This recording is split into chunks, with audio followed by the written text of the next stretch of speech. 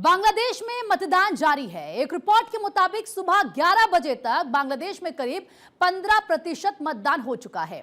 बांग्लादेश की संसद, जातीय संसद में 350 सीटें हैं, लेकिन सीधे चुनाव 300 सीटों के लिए ही होता है। बहुमत का आंकड़ा 150 है। इस बार शेरपुर 3 संसदीय सीट पर एक उम्मीदवार की मौत के चलते मतदान नहीं हो रहा है। ऐसे में आज 299 सीटों के लिए मतदान हो रहा है। 50 सीटें महिलाओं के लिए आरक्षित हैं और इसके लिए सीधे चुनाव नहीं होता है और ये सीटें पार्टियों में अनुपातिक आधार पर बांटी जाती है।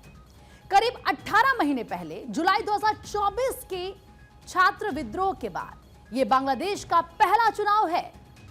इस बगावत ने 15 साल से शासन कर रही शेख हसीना को सत्ता से बेदखल कर दिया था। उन्हें प्रधानमंत्री पद से इस्तीफा देकर देश छोड़ना पड़ा था और मोहम्मद यूनुस के नेतृत्व में एक अंतरिम सरकार बनी थी। यूनुस के नेतृत्व वाले अंतरिम शासन ने यह कहा है कि वो स्वतंत्र, निष्पक्ष और शांतिपूर्ण चुनाव कराने के लिए प्रतिबद्ध है। चुनाव के लिए 500 विदेशी ऑब्जर्वर्स पहुंच चुके हैं, जिनमें यूरोपियन यूनियन और कॉमनवेल्थ देशों के लोग शामिल हैं। देश का राजनीतिक माहौल दशकों से शेख हसीना के नेतृत्व वाली अवामी लीग और बांग्लादेश नेशनलिस्ट पार्टी के इर्द गिर्द घूमता रहा है। यूनुस प्रशासन के अवामी लीग पर प्रतिबंध लगाने के बाद तारिक रहमान के नेतृत्व वाली बीएनपी आगे निकलती हुई दिखाई दे रही है। बीएनपी को चुनौती कट्टर इस्लामिक पार्टी जमात इस्लामी दे रही है। इसने 11 पार्टियों के साथ गठबंधन किया है। मुकाबला और जो यहां पर टक्कर है वो कड़ी है।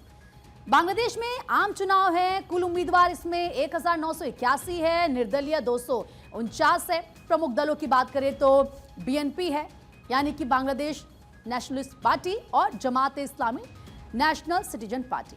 इसके अलावा आप देखिए किस तरीके से यहां पर बात करें, इसमें जो है जातीय पार्टी जेपी कादर, जातीय पार्टी की बात करें तो जेपी इरशाद, लेफ्ट डेमोक्रेटिक अलायंस, अमर बांग्लादेश पार्टी। बांग्लादेश की संसद पर भी एक बार नजर डाल लेते हैं। कुल कितनी सीटें हैं? 350। डायरेक्ट चुनाव हो रहा है 300 सीटों के लिए। महिलाओं के लिए रिजर्व है 50 सीटें। अब आप देखिए बांग्लादेश में हिंदू आबादी वाले जिले कौन कौन से, ये भी फटाफट से आपको बता देते हैं। फिरोजपुर 15%, बारिसाल 11%, चटगांव 11%, इसके अलावा मौलवी बाजार 24%, ठाकुरगांव 22%, गोपालगंज 27% और खुलना 21%। तो यहां पर हिंदुओं की इतनी आबादी है और आज यहां पर वोटिंग हो रही है। जैसे ही वोटिंग पूरी हो जाएगी उसके बाद काउंटिंग शुरू हो जाएगी। ये इस वक्त 4 तस्वीरें आपको दिखा रहे हैं, रहमान वर्सेस रहमान।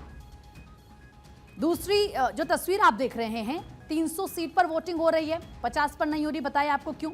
बांग्लादेश में आम चुनाव है और यहां पर हिंदू वोट पर सबकी नजर है कि भाई हिंदू किसको करने वाले हैं वोट। वादे बड़े हैं, जनता से बड़ी बड़ी बातें कही गई हैं।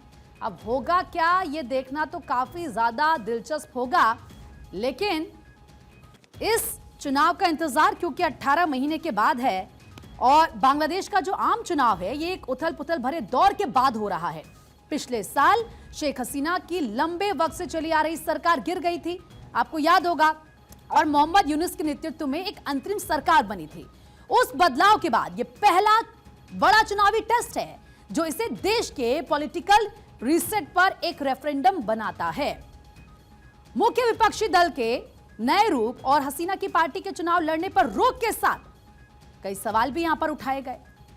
अब देखना होगा कि होता क्या है, किसकी बनती है सरकार। तारिक रहमान के बारे में आपको बता रहे, बीएनपी की छात्र राजनीति से जुड़े रहे। 1980 में राजनीति में उनकी एंट्री होती है।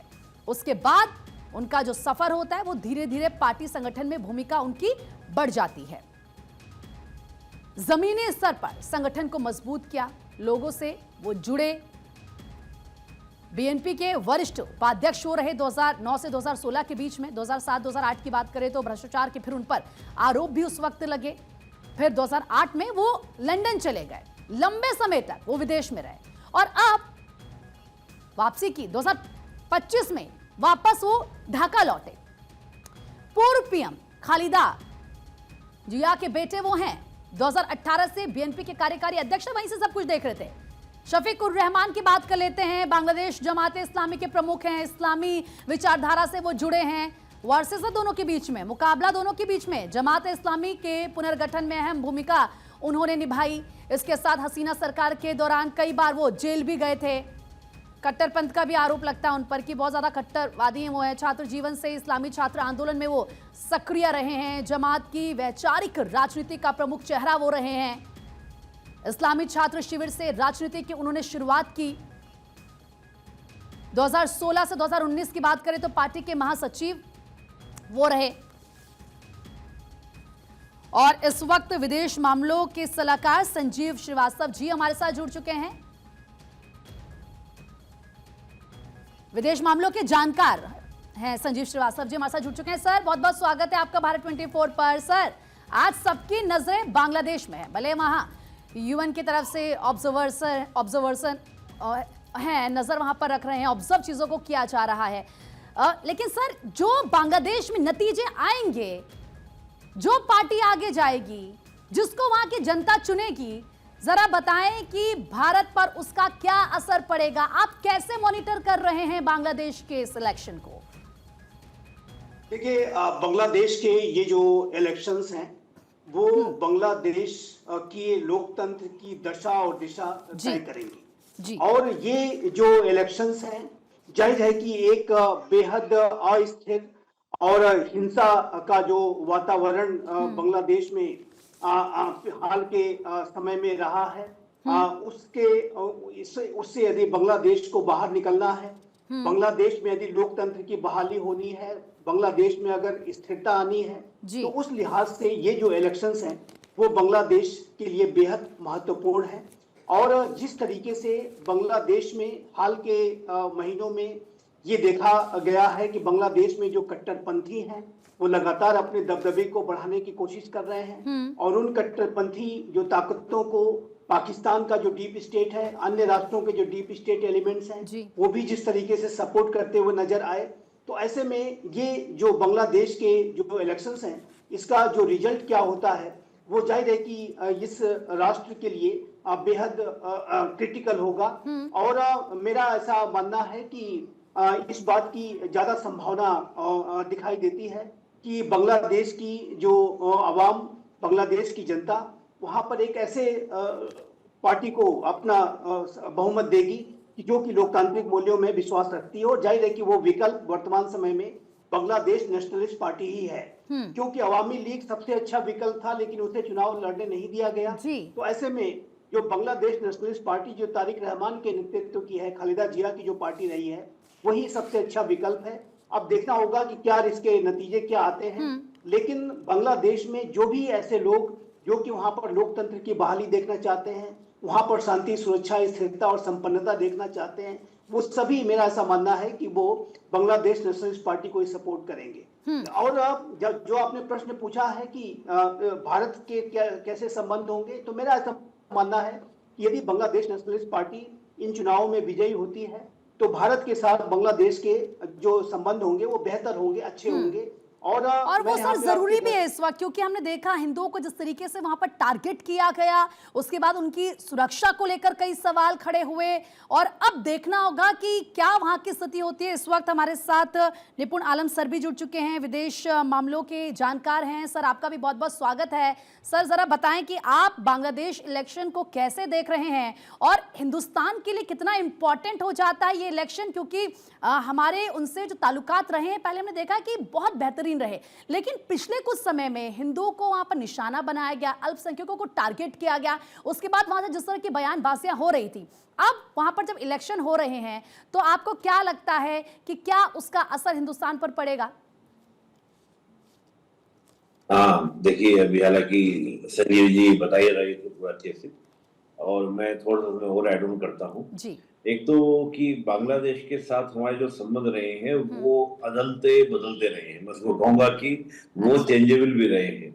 हम 72 से देखें 75 तक बड़े शानदार संबंध हमारे थे, लेकिन जब 75 में मुजीबुर रहमान की हत्या की गई उनके पूरे परिवार के साथ, उसके बाद हम देखें 91 तक हमारे संबंध बहुत बेहतर नहीं थे। संबंधों में इसी प्रकार का दौर आपको देखने को मिला।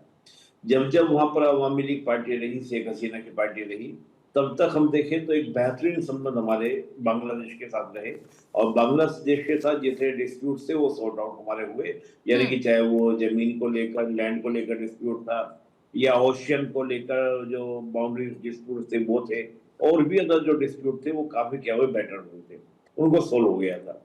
अब हाल के दिनों में जब से शेख हसीना जी का तख्ता पलट हुआ है और वहां पर जिस प्रकार की सरकार बनी, तो संबंध एकदम ऐसे हो गए जिसे कटु अगर कोई कहा जाए कि बांग्लादेश का सबसे बड़ा शत्रु कोई है, तो बांग्लादेशी ये बोलेंगे भारत है। इस तरह का एनवायरनमेंट वहां बन गया था, और भारत को टारगेट करते हुए उन्होंने माइनॉरिटीज को, हिंदूज को वहां पे टारगेट किया। हाँ। अब जो चुनाव पर हो रहे हैं, जो मेन पार्टी थी, सबसे बड़ी पार्टी अवामी लीग, वो तो सीट में है ही नहीं, उसको तो उन्होंने आउट कर दिया। और दूसरी बात सर, जब हम देख रहे हैं कि जब हम बात बांग्लादेश की कर रहे हैं, तो ये भी कहा जा रहा है कि भारत कभी नहीं चाहेगा कि उसके लिए एक और पाकिस्तान बने, तो इसीलिए हमारे उनके साथ रिश्ते अच्छा होना जरूरी है। जी, इस समय तो स्थिति ये है प्रीति जी कि बांग्लादेश पाकिस्तान से भी ज्यादा खतरनाक बन गया है।